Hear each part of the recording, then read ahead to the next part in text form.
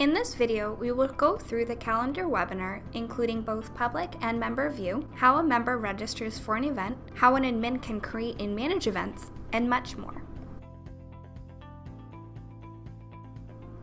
The Event Management module, also known as the Calendar module, is designed for members' use. However, we do have the option of selecting which events are visible to the general public, and we can actually have a public calendar appear on our website. So let's go ahead and navigate here. The public calendar allows guests to view some events. However, no member information will ever be accessible or visible, and the public will never be able to register online. Regardless of who is viewing the calendar, it will automatically take us to the current month and current year.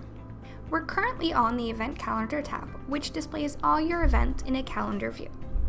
You can click the left-hand side arrow to navigate to a previous month, or the right-hand side arrow to navigate to a month in the future. Or if you like, you can click on the current month and year, and that will bring the drop-down where you can go and select the month and year that you want to view. Now let's take a look at some of the filter options you see here. First, we'll start with the filter text. Now, maybe you know the name of the event you're looking for, but you can't remember what day it's taking place on. So we could go ahead and type in a word from that event and click that search button. That way our calendar will filter out to show us only our movie events. Then right beside that search button you have your reset button, and that will take you back to the original calendar. Below that, we can choose to show events without registration, or if registration is full, and this is more handy to your members. Then we have event times. Right now, we're not actually seeing the event times on the calendar itself. And what that does is it allows us to see the name of the event a little bit clearer. And that way, if you hover over the event, you'll get the full name as well as the time of the event. Or if you like, we can turn those event times on, and those will display directly on the calendar for you. But for right now, we're gonna hide those. Below that, we have if you want to show events that have a preference with guests, either no preference, yes or no, as well as gender. So maybe you're looking for that father and son golf tournament. If we look for a male-only event, you'll see that will come up here for us. Then on the right-hand side, we have our category dropdown. These categories are all created by your club and are the different types of events that take place at the club, such as your dining and your fitness events. In here, we can choose to filter our calendar based on a specific category. So maybe if we enter all, we decide we only want to view our dining events. But let's take that back to show all. Then you have your location dropdown. This works the same way as categories, where you do create those at the club. And if you are looking for an event, maybe you don't know the name of it, when it's taking place, but you know what location it's taking place in, you can definitely filter by location. At the very top, we have the option to print our calendar and to sync our calendar. Clicking this button will download an ICS file, which will sync this calendar to your personal calendar. However, any changes that are made within this calendar will not update in your personal calendar. Instead, we have the subscribe button. Clicking this will open a URL for us, which all you have to do is copy and paste that into a new tab. And what that will do is it's actually going to subscribe you to the calendar feed. That way, when any changes are made within this calendar, they will update in your personal calendar the following day. Now let's take a look at an event. So if we look at our weekly social dining taking place next Thursday, this opens our event view window for us, where we get that full name of the event, date and time, category, and location. Then in the middle, we have our event details. And if you are familiar with creating content on your website, you'll find that creating the details for your events is very similar to editing a web page, where we can put our heading tags, we can put images in there, and we can also include hyperlinks. Then on the far right, we can add this individual event to our calendar, and we can also print it. Remember, as a public audience, we will never see that blue register button. So let's close out of there. Lastly, I'm just going to show you our List Events tab, and this is going to display all your events in a list view. From here, we can choose how many events we want to display in the future, and how many events to display per page. Now, we encourage you not to go more than 30 for you and your members, because if you try and load all the events in this page, it is going to take a bit of time to load. Now let's go ahead and log in as a member so we can get the member point of view. So scroll up and click that member login button. And I'm just going to enter in my member credentials.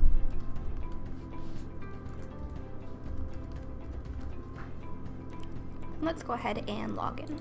Before we navigate to the calendar, I just want to show you the upcoming events web part. This web part is pulling the events from our calendar module. This is a great quick access for your members where they can click on the name of an event and that will open the event view for them. They can also navigate through the page numbers to see the future events as well. Now for members to access the calendar, in most cases they will find that under Member Central. Now the member view of the calendar is very similar to what the public audience will see. However, members do have access to see a lot more events because, as we've mentioned, the calendar module is mostly used for members. You'll also notice that there is some color on our calendar. When you are creating your categories, you can assign different colors to those categories so you can see those colors displayed directly on the calendar. Now, keep in mind that you don't want to be too overwhelming with your colors. You want to keep them nice and simple. For our members calendar, we also have 2 additional tabs, which includes our buddies and groups and my bookings. But before we go there, I just want to point out the additional filter options as well. If you have any other booking modules with us, such as dining, courts, or tea times, members can see those bookings directly on their calendar, and you will see little checkboxes right here for them. Now we also have this birthdays option. This is set up when you do your calendar configuration, and what we can do is we can enable birthdays to actually show on the calendar. So we can show all, and you'll see birthdays are marked by the little gift box. We can choose to show our buddies only, or we can leave that at hide. And now you can also choose to completely hide this option when you do your configuration. Now let's take a look at these icons you see here. First, we have the green check mark, which means we are registered for an event. So if we look at the weekly social dining taking place today, you'll see that we will be attending. Then the little clock icon is for our waitlist. So we can take a look at the children's swim class. That means that this event has become full. However, we have enabled a waitlist, so members can register directly for that waitlist. And lastly, we have the do not enter sign, which we can see on our tennis clinic, and that means the event is full. So we have not enabled a waitlist, so once that event becomes full, we can no longer take registrations. Now there are 2 types of events you can make within the event management module. The first one is known as an information only event. So let's take a look at a Friday movie night taking place next week. Even though we're logged in as a member, we still don't see that blue register button. That's because this is our information only event, meaning that we want to provide this information to our members, but we don't necessarily want to take registration for it. As you are creating your events, you can also choose if you want to enable this pricing tab, which is going to show your members the pricing for this event. So let's close out of there. And if you might have guessed it, our second type of event is a registration event. So let's take a look at that weekly social dining. Now we do see that blue register button, and that's how your members would go ahead and register for an event.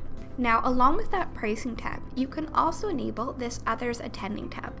And clicking here will actually show us who else has currently registered for this event. So if I want to register for this event and I actually want to include Debbie in my registration, I can see that she's already registered. So now I don't have to add her to my booking. So let's close out of there. Now let's take a look at our buddies and groups. Here, members can create groups and add members that they regularly attend events with. For example, we can have a golf group with individuals that we normally go golfing with. That way, when you go to register for an event, instead of having to type everyone's name out every time, we can just select that group and it's going to populate those names for you. This section will be empty when a member first logs in, so they can make their own groups, and admins will never be able to create their own buddies and groups. Members also have My Buddies, which is just a more specific group, but the My Groups allows them to create more specific groups. To create a new group is very simple. We're just going to look for that new group button. Then go ahead and name your group. This one is going to be My Dinner Friends. Click that green check mark to save, and we can go back in at any time to edit that group or remove it. To add a member to a group, on the right-hand side, we can use any one of these letters, or you can simply type their name into that search box. So let's look for my friend John. To add someone to your group, simply hover over their name and click that little green plus sign. That's going to bring the drop-down to add them to a group. Now we don't currently see my buddies listed here, and that's because John is already at the top of my buddies group. That just means that we can't double add someone to a group. But in any case, we actually want to add him to my dinner friends anyways. So let's select that group. Next, I'm going to look for my friend Alexander, and we'll click that plus sign. You'll see here we can add Alexander to my buddies because he's not currently there. But again, right now we're just going to add him to my dinner friends. Now a member is also able to add a guest to a group. Maybe it's a guest that comes to a lot of events with them, but they just haven't become a member yet. In order to add a guest to a group, we're just going to switch to that guest tab and go ahead and fill in their information. So we can type first name and last name. And just note, the email address here is mandatory. That way, when we do register this guest for an event, it makes sure they get an email notification, as long as those have been set up for the event. Then simply click Add Guest. We're going to get that drop down again, and let's go ahead and add Michael to our dinner friends. Now you will know a guest is in the group because it will be marked with a G. At any time, you can definitely remove someone from a group simply by clicking that red X, and again, you can edit and delete a group as well. Now, let's navigate back to our event calendar, and we're going to go ahead and register for an event. So let's scroll down, and we're going to register for the weekly social dining taking place next week. So we'll click on that. And before we go and register, I just want to point out this text right on our event view. So when you are creating events, you can set minimum and maximum booking limits. For this event, we've actually set a maximum booking limit of 4 attendees per booking. We've made this information available directly on the event view. So I'm going to show you what happens if we actually try and register more than the max number of attendees per booking. But now we can go ahead and click that register button. Our book for event window will populate. At the top, we'll see the information for our event. Then our name will actually populate here as the booking owner. Beside that, we have the category. There are 2 different types of categories we can use for our events. The first one is called an age-applied category, and this will actually display the ages, which can include child, adult, senior, etc. The other type of category we have is the member-selected category. These are basically the different membership categories that the club offers, including family and gold categories. In order to add a registrant to your booking, all you have to do is choose whether it's a member or a guest, as long as we've allowed guests to attend this event. So first, let's add a member. From here, we can simply type their name in, and let's select. Now you can also use the search on the right-hand side as well. Then we can add a guest. Now note for the guest, the email address in the registration window is optional. Just note, if you don't add one here, it means that this guest will not receive an email notification. Now if you want to remove someone from your booking, simply click that remove button.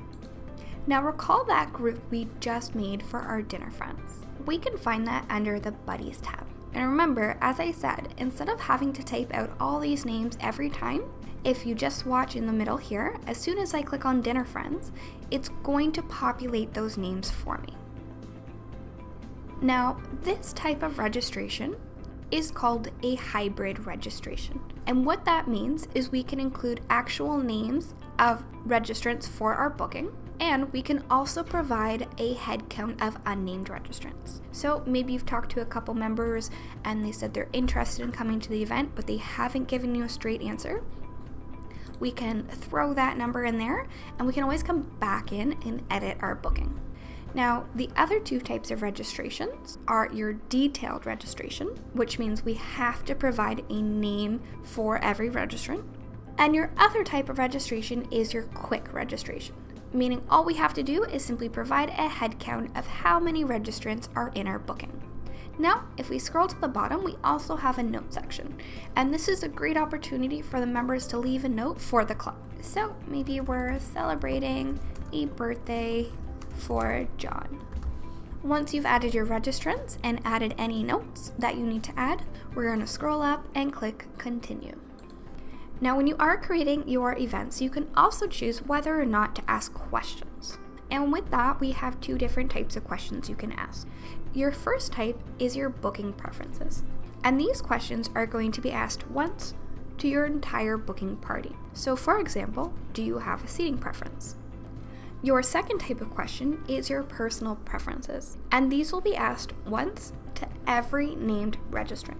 Okay, so if we scroll down, our 5 registrants who had an actual name within the booking are shown here, but not those 2 unnamed registrants. And you'll also notice that the note section is carried forward from the first screen, so if you forgot to fill it out or you need to make any changes, you can definitely do so here. Now with our questions, we also have 2 types of answers. Your first type of answer is a drop-down multiple choice, where we actually pre-enter in these options that your members can choose from. So for our seating preference, let's go ahead and choose window. Also note that you can mark a question as required. So we would get our red asterisks, meaning that we have to answer this question before we complete this booking. Your other type of answer is your text box. This allows members to type directly into this box with their answer. So for example, food allergies. There are so many food allergies nowadays that if we tried to make a drop down for it, it would probably go past the end of this page. This way, we can have the member type directly into that box. So although none of these questions are marked as required, I'm just going to go ahead and answer those very quickly.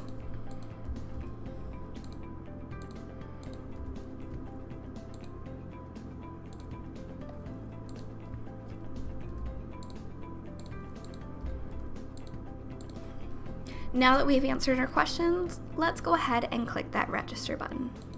If you recall, I said for this event we had a maximum booking limit of 4. So this is the error message that your members will receive if they try to exceed that. Now this is a very simple change. So we're going to click OK, and let's just navigate back to that first registration window. From here, all we have to do is remove some of those registrants so we only have a maximum of 4. So let's remove Andrew, and I'm going to remove our 2 unnamed members. We'll continue there. You'll notice all our questions are still answered, so we don't have to worry about re-answering those. And now we can click that register button. We'll then get our registration complete window, which provides us the details of the event, who's part of our booking, gives us that nice confirmation number, and allows us to print our confirmation. If you have set up the email notifications, everyone in the booking party will also receive an email. Let's close out of here. Now that we have registered for the event, we can go ahead and update our registration or cancel our booking. And if we look at that Others Attending tab, you'll see that our booking party can now be found here. Okay, let's go ahead and close out of that event. Also, now that we've registered, we will see that green check mark beside the event. So just a few more things from the member's perspective. Okay, we also have the list events view. Again, this is also similar to how the public will view your calendar. However, we are able to register directly from this screen. And if we have actually registered for any events, we'll get the full details for that. And we can also update and cancel our registration. Then our My Bookings tab will show us any future events that we have registered for. Again, also providing us with some details and allowing to update or cancel that booking. Now let's go ahead and log in as an administrator. So we're just first going to log out as our member, and let's log in as an admin.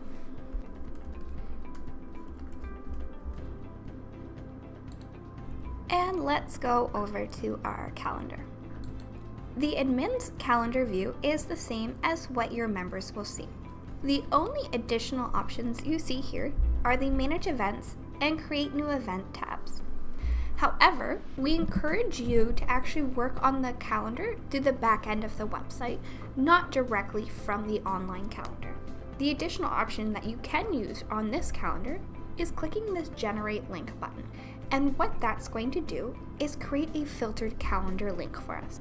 So for example, maybe we want to put all our golf events showing on the calendar.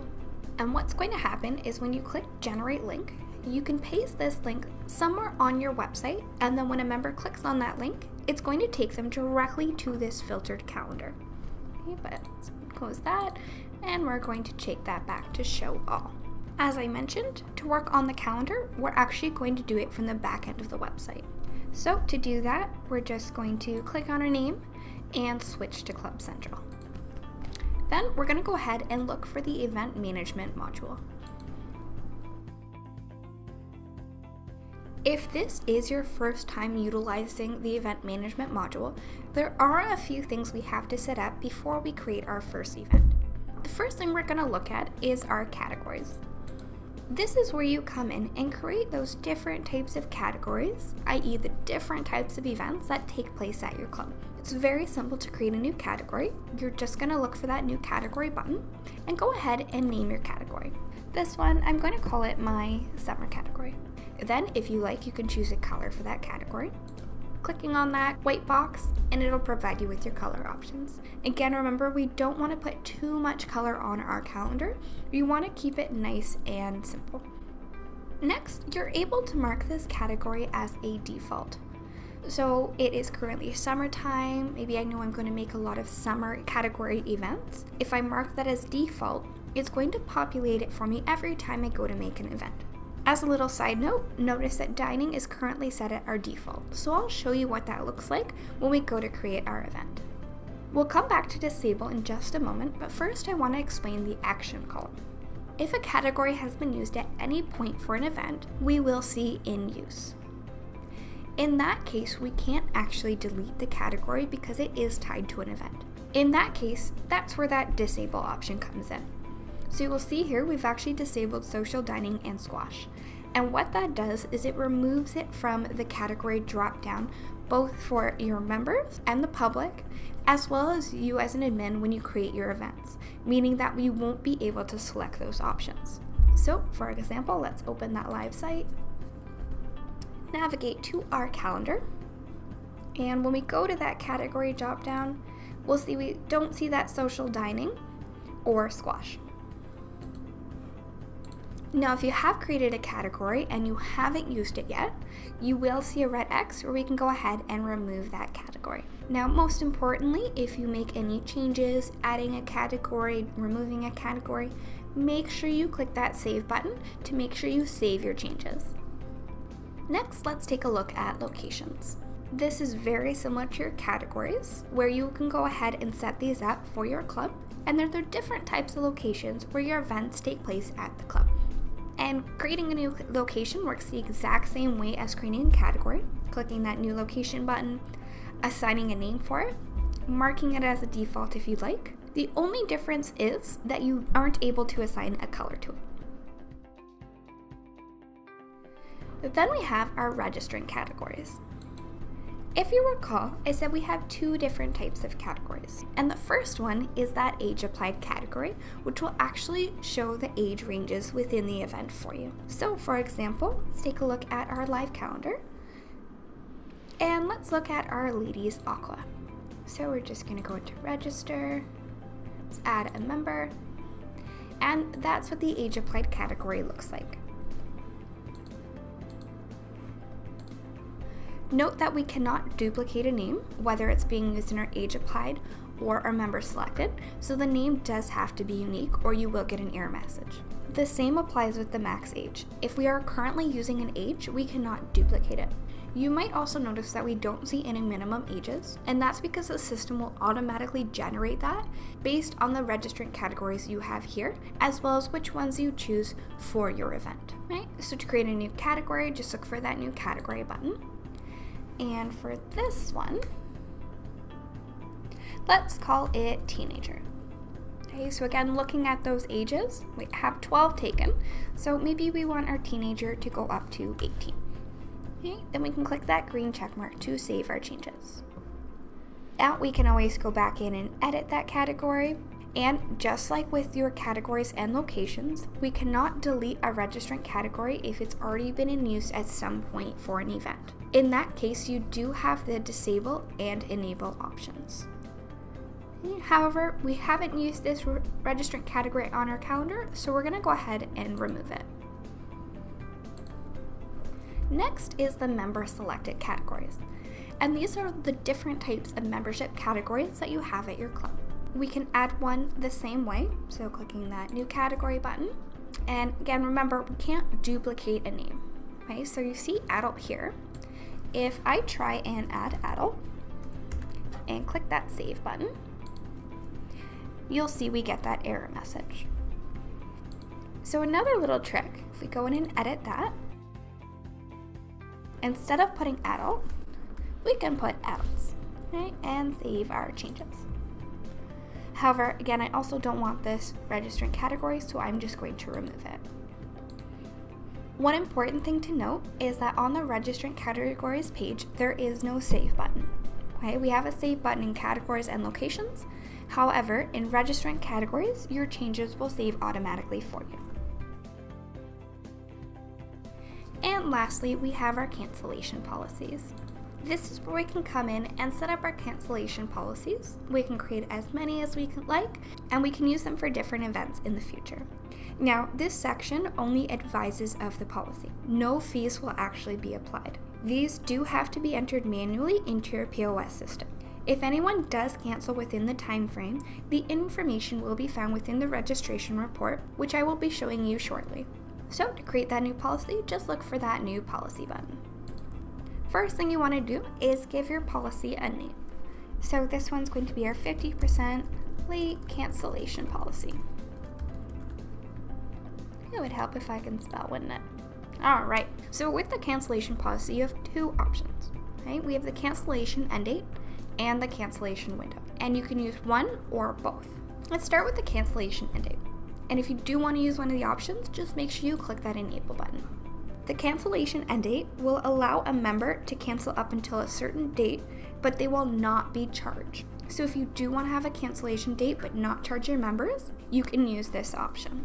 So registrations can be canceled until, let's say, 2 days before the event. And let's put this at 12 p.m. As you are creating your cancellation policy, you will get a nice preview of that at the bottom of the page, where it says registrations can be canceled until 2 days before the event at 12 p.m.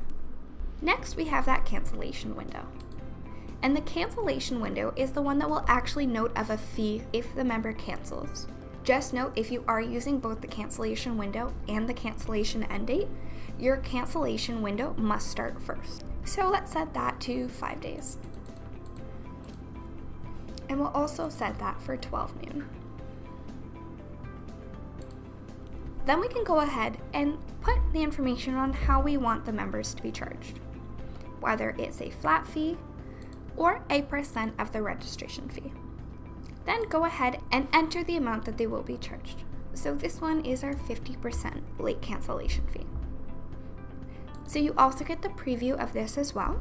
Okay, so registrations canceled fewer than 5 days prior to the event at 12 p.m. will be charged 50% of the registration fee. However, registrations can be canceled until 2 days before the event at 12 p.m. So in this case, maybe I actually don't want that cancellation end date. So I want to allow them to cancel right up until that event. So remember, you can use both options or one or the other. And like usual, most importantly, make sure you click that save button to save your new policy. However, at this time, I'm not going to save it, so we're just going to click that X. Now that we have our categories, locations, registrant categories, and cancellation policies set up, we can go ahead and create our event. To create our event, we're going to click on the Create Event tab on the left-hand side. And we're going to start with the general information portion, including the name of our event. So this one is going to be our Friday brunch. Then you can go ahead and select your category. Now, if you recall, dining was set as our default category, so that is displaying here by default for us. However, we can definitely click on that drop down. We can remove dining if we want, or we can actually add multiple categories. So maybe we want dining and social. Your location works the same way. Click on that drop down. And for this one, we're going to go ahead and use dining room as well as the patio. Next, we're going to do the description. So the description is the event details that display in the middle of your event. To work on that, simply click on this white box And as mentioned earlier, if you are familiar with working on your website, editing the details for your event is very similar, where you have access to that content editor. Now, if you don't work on your website, you'll find that this content editor is very similar to most editors, including Microsoft Word. So in here, we could definitely go ahead and add our text. So this is our Friday brunch. Okay, and then we want to add some more text. And maybe we want to add a photo. So we're going to click on the film strip icon, and then we're going to navigate to our media libraries. This one, I'm going to go ahead and find that folder. And if you need to upload the file, make sure you do so. If not, if you know what you're looking for, okay, lots of files here. As long as we've labeled our files, I can go ahead and do a search, and that will pull up my image for me. And let's save and close. Now, maybe you want to put some hyperlinks in here. Okay, so first we're going to start off with our brunch menu. To set that hyperlink, just highlight the text you want to use as your hyperlink, click on that chain link icon, and we're going to stay in the media libraries. Just go ahead and find your PDF. Okay, so there's our brunch menu. One good thing to note is changing that target to a new window. What that means is that when someone clicks on that hyperlink, it's going to open that PDF in a new tab, so that way when they're actually done reading it and they close it, they're not closing out of your website, they're only closing the PDF. Then go ahead and save and close. Now you know you will have set a hyperlink because it's underlined and in blue. However, we can't test them from here, but we will do that when we get to our preview mode. And lastly, maybe we want to add an email contact. So we'll start with our text.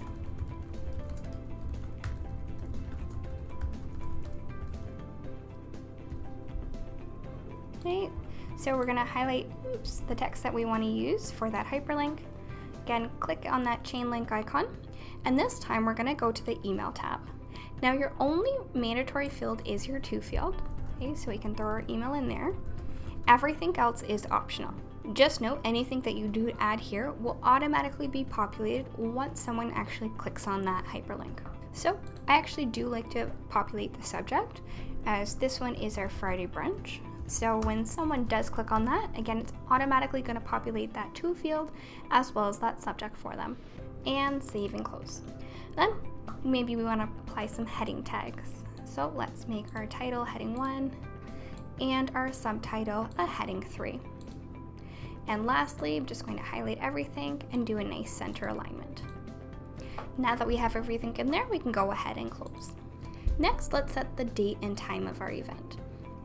Click on the drop down and go ahead and choose when you want this event to occur. So we're going to go ahead and put it for next Friday. Then for the time, you have 4 options. Your regular option allows you to have a start and end time for the event. An all-day event will display as all day on your calendar. So for example, if we go to our calendar and let's display those event times, this is an all-day event. No time will display no time on your calendar. And no end time will allow you to choose a start time, but you don't have to indicate what the end time is for this event. For our Friday brunch, we're going to set that at regular, and let's have that start at 10 a.m. and we can have that finish up at 2 p.m. If you like, you can add new seating times. However, if you do this, what we recommend is for your max attendance for the entire event, instead of making it the max for the whole event, make it the max per seating time. So for example, if I have 2 seating times and I can take 50 per seating time, make your max attendance 50. That way it's going to break it up better for you, because we cannot apply a max attendance per seating time. Then you have reoccurrence. So let's enable that. And you have 4 options here as well. For daily, we can have this repeat 3 days in a row. That way, instead of having to create this event 3 times, it's just going to repeat over those 3 days. For weekly, you can choose how many weeks you want it to repeat on, and maybe you want it to repeat on the Tuesday and Thursday every 2 weeks. Monthly option is very similar, how many months you want it to appear on. Then you have the option of choosing that specific day of the month. Now the only issue here is that we don't know that the 18th will always fall on a Friday. So in that case, you do have a drop down which allows you to pick the specific Friday of the month that you want this event to take place on. So maybe we could do the 1st. And then there is yearly, which works the same way as monthly. Then for all 4 options, you are able to set when you want this reoccurrence to end. Whether we want that to end never, after a certain number of occurrences, or by a specific date. However, at this time for this event, I don't want this as recurrent, so I'm just going to uncheck that box. Now on the right hand side, we have the restrictions. So if you are hosting like a wine and cheese event and you need to set an age limit where no one under a certain age can register for the event, you can definitely set that here by clicking that box and putting in your number. And you also have the option of no attendees over a certain age. Maybe you're doing a youth event and you only want children involved in that, you can definitely set that. Allow guests, this is the restriction, which on the main event window will say that no guests are allowed to this event. And then your gender restrictions. So like with our father-son golf tournament, we had that set at male only. Or maybe you have your ladies' night, you can definitely set that at female only. If there is no restrictions, we're just going to leave that at that. Then in your other settings, if you like, you can hide this event from the calendar at a glance. So that's the upcoming events web part. If you don't want this event to display there, just make sure you click that. And allow public users to view this event. If you are utilizing the public calendar and you do want the general public to see this event, make sure you enable this option. Now that we've added the general information portion of our event, let's go ahead and preview it. So we'll see our event details in the middle here, and on the left is the date, time, category, and locations that we've set up. And from here we can go ahead and test out those hyperlinks. First we had our brunch menu, so let's click there. So you'll see again that's opening in a new tab for us. So once we close out, it's not closing out of our website. Then we had our email contact. So clicking upon there, that's opening our email for us with our to field as well as that subject. So let's close our preview. Don't forget to make sure you do save your changes along the way. Next, let's take a look at the registration and pricing tab. For your registration and pricing, you have 4 options. Your first option, does this event require registration and or pricing, is no. So if you want this just to be an information only event, we can leave as is. Or if you still want this to be an information only event, but we do want to display that pricing tab like you saw in the movie night event, we would enable the pricing only. Then you have your registration and pricing, which enables that pricing tab and also allows for members to register online. And lastly, your registration only, which enables the registration, but there is no pricing tab. Now we can go ahead and select the type of registration. So if you recall, quick registration was the registration type where we only have to provide an unnamed headcount.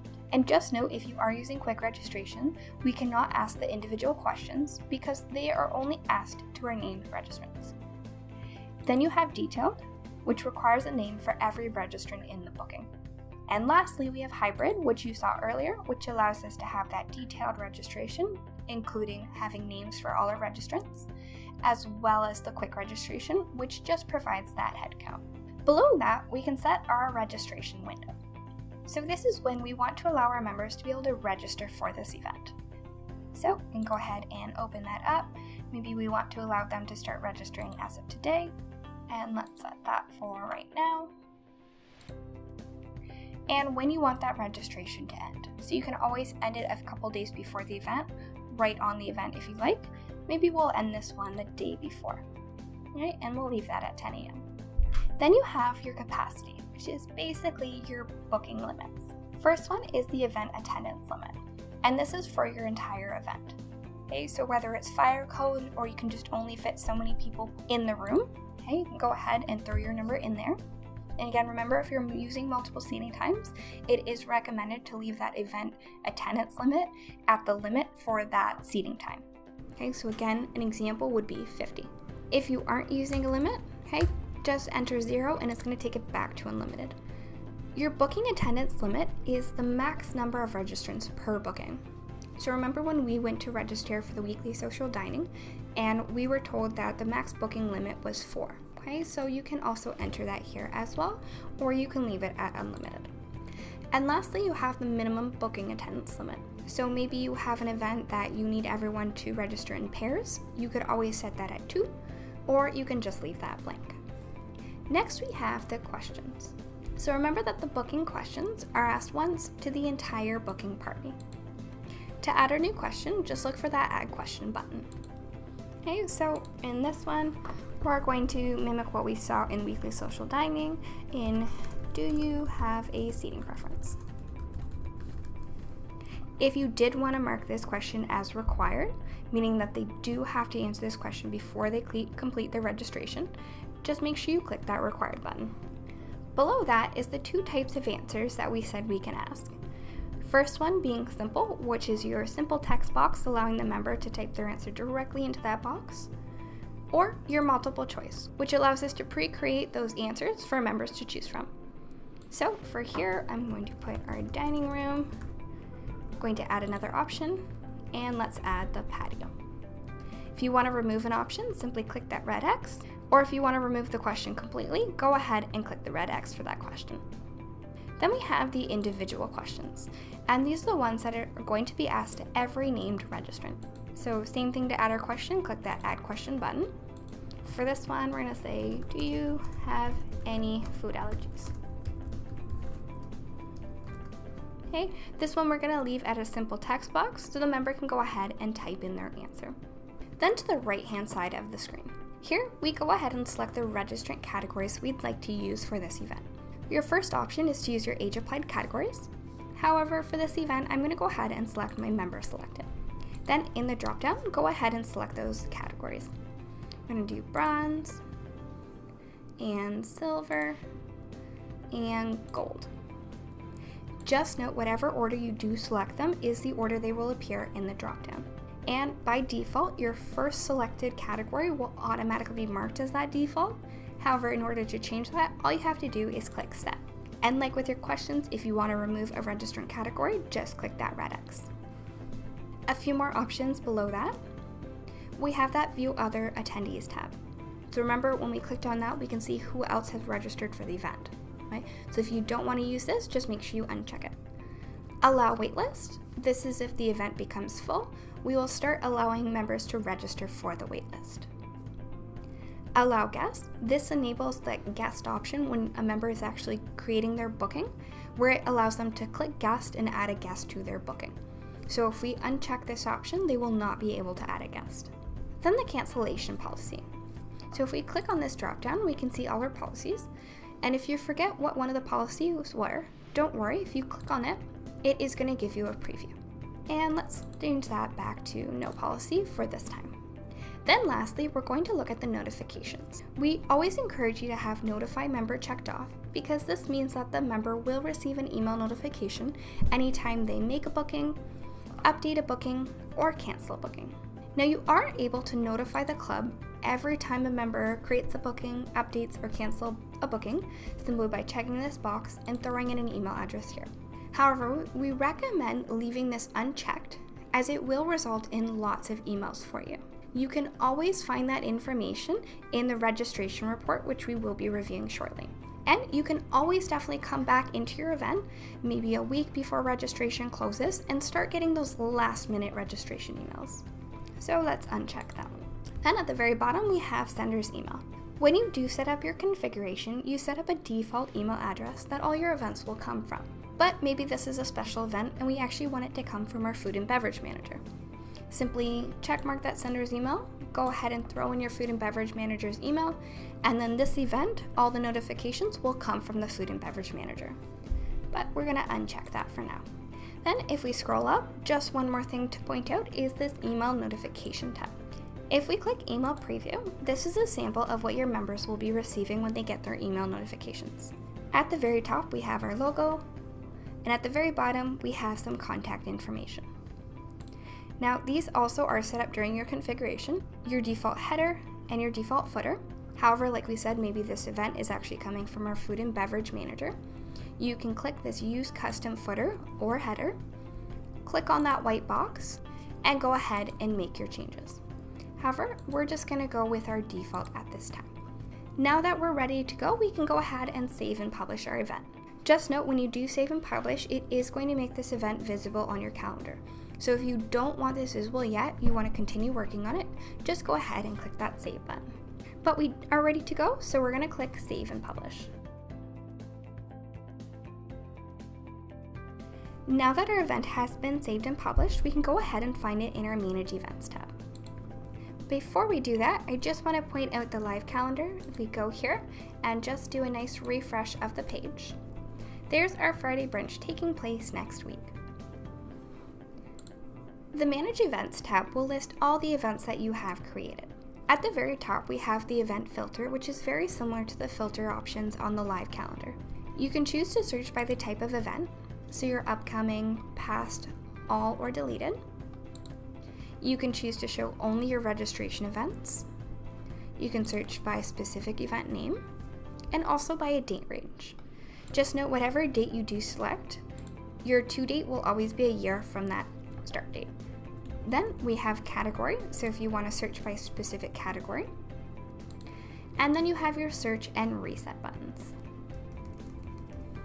We'll come back to these icons in just a moment. Below that, you can navigate through your page numbers, and you can choose how many events to display per page.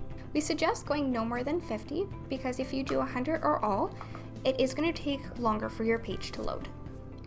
Then below that, we have the table listing all our events. If you click on the name of an event, so that's like our winemaking class, this opens the event view window and allows an administrator to actually register a member on their behalf if they are having trouble registering themselves.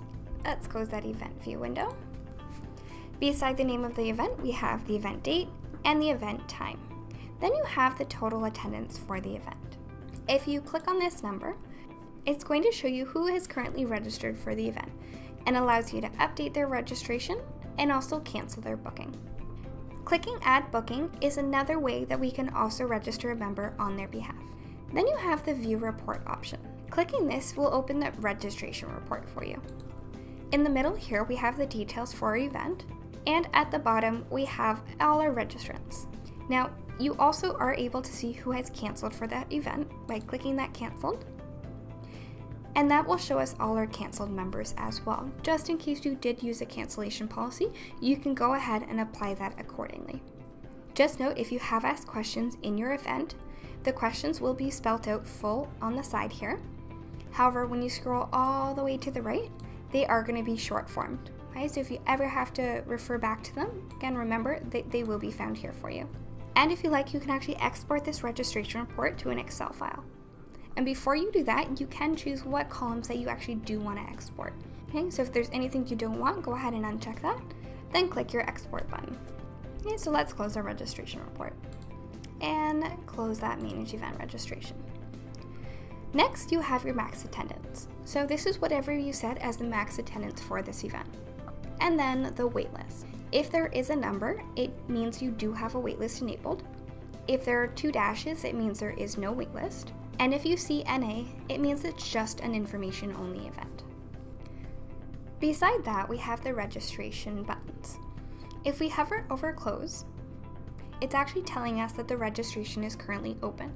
So if you did want to close this registration early, you would click that Close button and it would close the registration for you.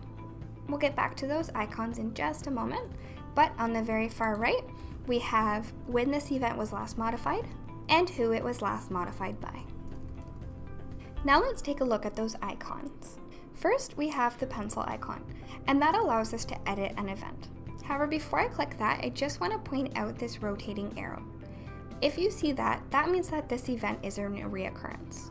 So what that means is if we try and click on a pencil icon for a reoccurring event, it's going to let us know that we can either edit all the events within this reoccurrence or just this individual event. Just note, if you edit just this individual event, it will be removed from the reoccurrence.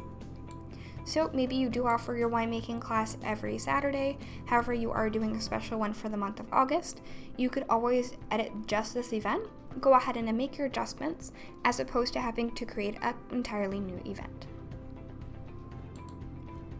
Then you have the plus sign, and this is another way that we can register a member on their behalf.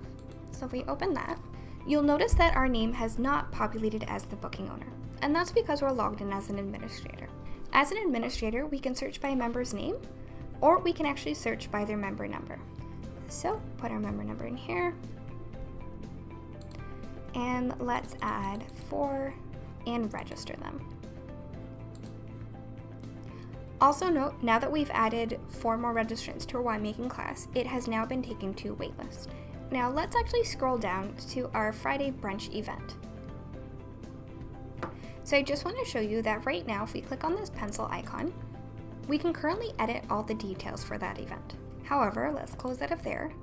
And if we add a registrant to that booking, and click that plus sign, let's add a member in here.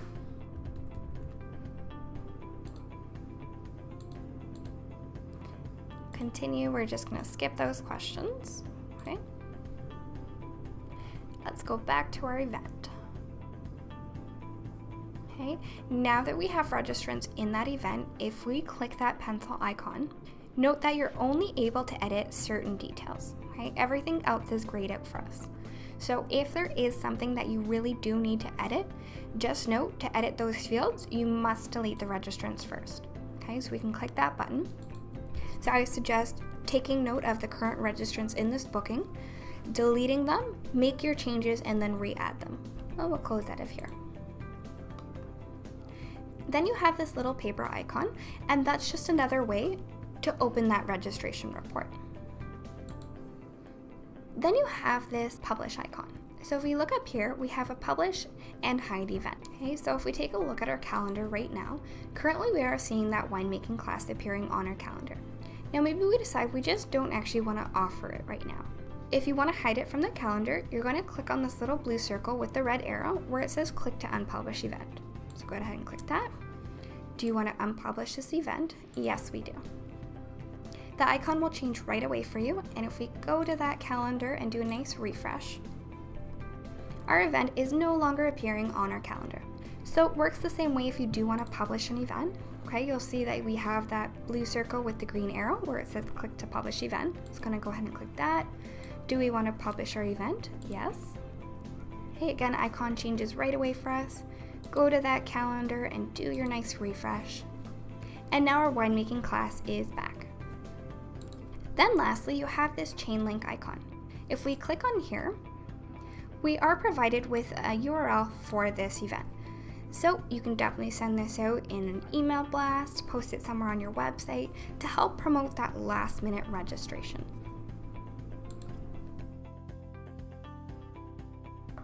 Now let's take a look at the waitlist. If a member is on the calendar and they are trying to register for an event that has currently been set at waitlist, when they go to register, instead of seeing the register button, it will say waitlist. And as an admin, we can also add members to the waitlist as well. To do that, you're just going to click on that waitlist number, and you can click add to waitlist. Go ahead and type that member's name. We'll add 2 in here and add to waitlist. Okay, so we'll see we now have Bob in here where we can add him to the booking, update or cancel his booking. So let me close that. Now, maybe a member has called you up and said, I can no longer make it to the winemaking class. Okay, so we're going to click on our total attendance, and we're going to go ahead and cancel George's booking for him. We're going to click that cancel booking button. Yes, we want to cancel. Okay, and his party has now been removed from our booking. So if I close out of that window, even though there's space in our event, notice how the waitlist hasn't moved over, but our registration button has gone from waitlist to allow us to open that registration. Now this has been left open. That way, maybe you have a bunch of people on the waitlist, including the president of your club.